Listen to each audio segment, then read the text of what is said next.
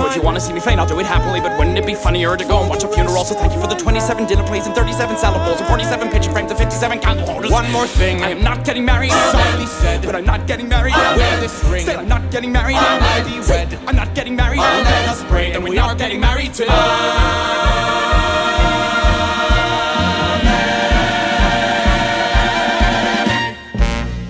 It was an Olivier Award-winning performance from Jonathan Bailey in the 2018 West End revival of Company. OK, well, we've got to bolt up to the news now, but I'm going to be back with another hour of show tunes and movie songs chosen by you on my Over to You edition. I've got songs from Camelot, Into the Woods, Singing in the Rain, and West Side Story coming up, so keep listening because your choice could be on its way. This is Radio 2 on the BBC Sounds app, on your smart speaker, and on 88 to 91 FM. BBC News at 2 o'clock. This is Anthony Birchley. The head of the Royal College of Nursing says there's a chink of optimism in her union's dispute with the government about pay after Rishi Sunak told the BBC's Laura Koonsberg he was open to a deal that's responsible and affordable. Pat Cullen said she noticed a little shift in Mr Sunak's stance, but she warned that strike action would still go ahead in 10 days' time because talks planned for tomorrow were not about addressing the core issues of the dispute. This is not about negotiations tomorrow. It's not about nurses' pay, and it's not addressing the issues that are our dispute, and that is addressing pay for 22-23. Industrial action's also affecting the teaching profession, with strikes planned in Scotland this week and ballots underway for walkouts elsewhere in the UK. The dispute is about pay and working conditions, with high numbers leaving the profession. Jeff Barton, the General Secretary of the Association of School and College Leaders, is due to meet the Education Secretary tomorrow.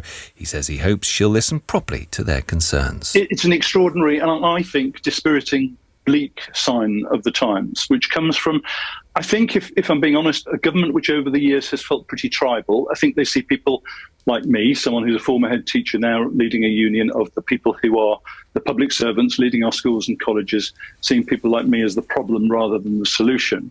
That's frustrating. A man has been charged with murder after human remains were found in a pond in Essex on New Year's Eve.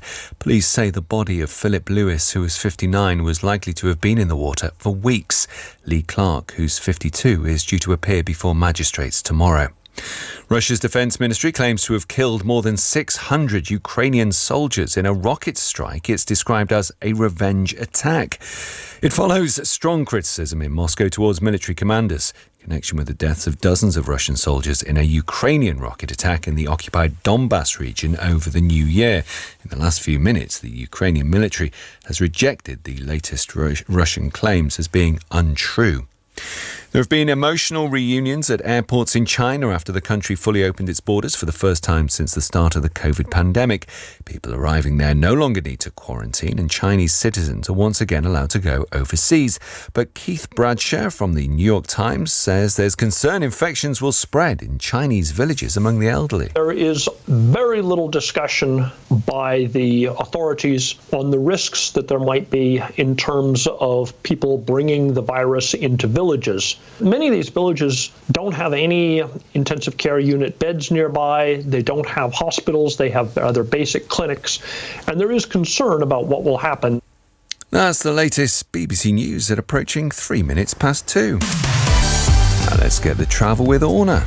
Anthony, thank you very much. Well, first of all, we've got no rail strikes today, so some good news there. There's localised flooding taking out the odd lane on motorways, but also the odd A road closure. The M74 and southbound at Millbank at junction 12 through to 13 at Abington. There was an accident partly blocking the road.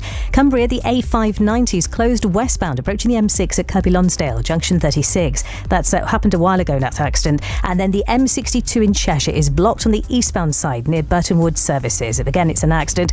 The M6 in Cheshire heading south at Woolston at 21. Flooding means one lane's closed. The West Midlands, the M5 northbound at Halezone at junction 3 through to 2 at Albury. So we've got an accident partly blocking the road there. You can get past it though. And the M4 at the London end really slow because the eastbound side at Langley at junction 5. There are 2 lanes closed to deal with an accident. Berkshire, the stretch between 8 and 7. So we've got a broken down van there with 1 lane closed. And the M1 at Hemel Hempstead heading through to junction 9 at Redbourne is slow on the northbound side. That's because of a breakdown as well.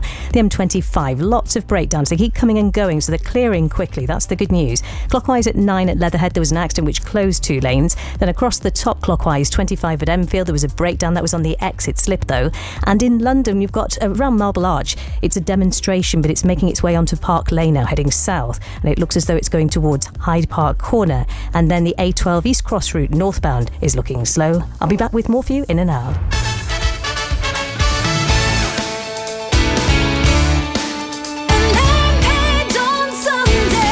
Listen live on the BBC Sounds app.